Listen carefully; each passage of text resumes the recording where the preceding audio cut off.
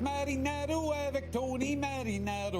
Ho, ho, ho, ho, ho. Comment ça va, Bello? Ça va très bien, merci. Les Jets de Winnipeg sont partis en couille, mon ami. Ils ont commis un impair et se sont fait rabrouer, tant et si bien qu'ils ont annulé une publication, ou retiré rapidement une publication.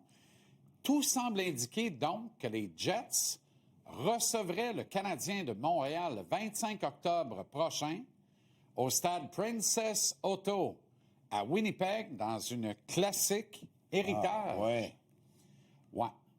Alors, on va le laisser au conditionnel pour les besoins de la cause, mais la classique héritage Tim Hortons verrait s'opposer le Canadien et les Jets le 25 octobre prochain au stade Princess Auto, qui est un stade extraordinaire, à Winnipeg, en plein air. 25 octobre, fait encore beau à part ça. C'est la beauté maintenant de la qualité de la réfrigération des glaces extérieures. J'ai toujours voulu aller à Winnipeg. Pas vrai? Non, c'est pas vrai. T'as un petit peu renversé, là. Non, mais le 25 octobre, ça risque de coïncider avec une fin de saison de la Ligue canadienne, mais il n'y en aura pas là, évidemment, parce que on joue dans le même stade. Là, fait qu'il faut s'assurer qu'il n'y a pas de Le Canadien n'a pas de vol, évidemment. Oui, exactement.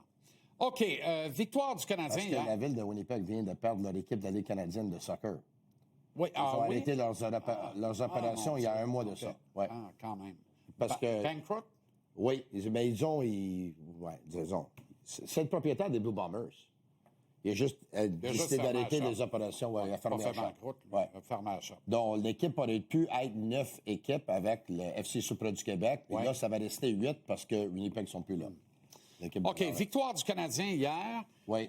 Martin a la main heureuse en remaniant ses trios, bien que, dans le fond, aucun but à 5 contre 5 pour Suzuki, Caulfield et Slavkovski. Même là, le trio de Scheifele, Velarde et Kyle Connor ont gagné leur bataille face au trio de Suzuki durant le match. Particulièrement au cercle des mises en jeu. Oui. C'était un peu embêtant, voire gênant. Mais un bon match de Slav quand même. Là. Je le regardais. C'est la première fois que je le vois aussi entreprenant avec ces deux gars-là. Comme quoi, ça a servi de belles leçons d'aller jouer un peu avec Demidov et Kapanen. Écoute, si on parle de Slav, j'imagine qu'on va parler de Bolduc aussi. Pour moi, la situation de Bolduc, c'est que je te dirais pas que c'est inquiétant parce que c'est un jeune joueur. Il a connu sa saison recrue l'an passé. Mais là, tu as un jeune joueur qui vient de passer du premier trio en Bolduc au 4e trio à l'espace de 24 heures. Donc, écoute, il n'a pas connu un bon match contre les Sénateurs. Il n'était pas le seul en passant. C'est ça l'affaire. Mais ce qui est évident, si on regarde les matchs attentivement, même la semaine passée, tu t'en souviens-tu, quand Bolduc était sur le premier trio avec Suzuki et Caulfield, il restait 4 minutes au match, puis Martin Saint-Louis a mis Slavkovski avec Suzuki et Caulfield. Puis dans la dernière minute aussi, Slavkovski était sur la glace. C'est que, qu'est-ce qui se passe en ce moment? C'est pas compliqué avec Bolduc. L'entraîneur peut-être ne le dirait pas ouvertement. Mais si jamais le match est égal, où il y a une différence de 1 but, puis il reste 7-8 minutes offertes au match, il ne joue plus, là. Il joue plus. Ils n'ont pas confiance dans son jeu sans la rondelle. Il a joué à peine 7 minutes hier, Tony. Oui, mais t'as pas confiance au jeu de Bolduc sans la rondelle. Et t'as confiance à toutes les autres à ce point-là. Arrête, là. Ouais. Moi, je reviens tout le temps à ça, là. C'est 2 pas, 2 mesures. Moi, ce soir, là, je suis un peu impatient dans le cas de Bolduc parce que, moi, te le dire, là, je suis tanné. Fait que, exauce le kid, là. Martin, si tu l'aimes pas, dis-le à tes boss, puis que tes boss règlent ça. T'es pas obligé d'aimer tout le monde, Martin. Là. Il est pas obligé d'aimer tout le monde, le coach. Il n'y a pas un coach qui est en amour par-dessus la tête avec tous ces petits gars. Fait que là, s'il y en a trop à gérer, puis qu'il n'a pas le goût de gérer Bolduc, puis que la face de Bolduc, il revient pas, qu'il dise à ses patrons qu'on exauce Bolduc, il y a de l'intérêt ailleurs dans la ligue, puis la valeur du kid est pas pire pareil. Le kid a beaucoup de qualité. Donc, faut pas lancer la serviette dans son cas. Ben, arrête de le niaiser. Ils ont niaisé Cole Caulfield à un moment donné, le coup de hockey canadien. Pardon? Cole Caulfield était sur le 4e trio à un moment donné. T'en souviens-tu? Ça a duré le temps des roses. Oui, je comprends. Le temps des roses. Mais il était sur le 4e trio. On a même envoyé Cole Caulfield à Laval. Là. Oui. OK. Donc.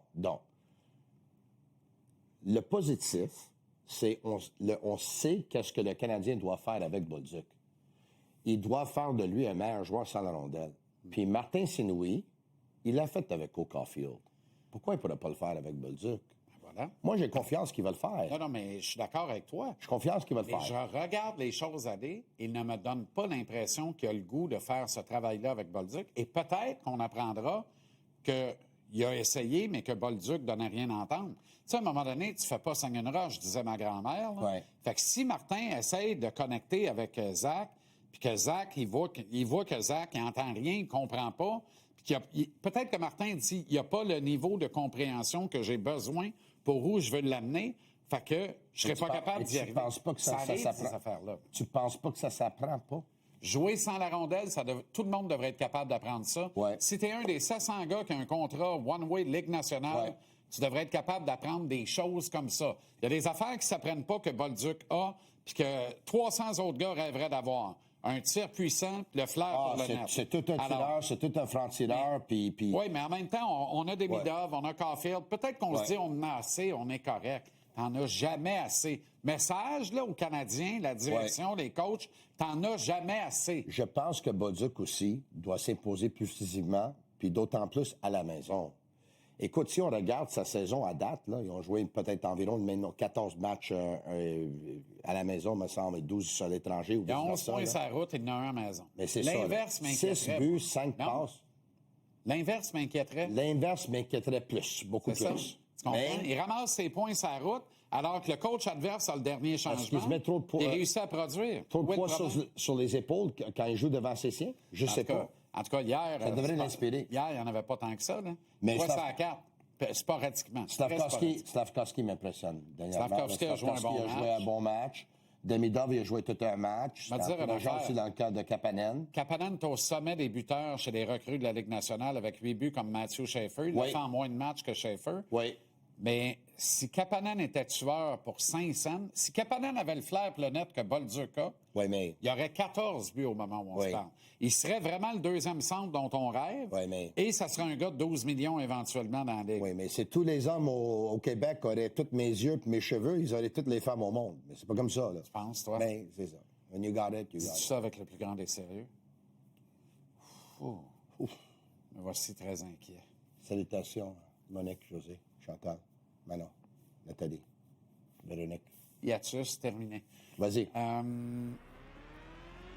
C'est terminé. T'es ébranlé, hein?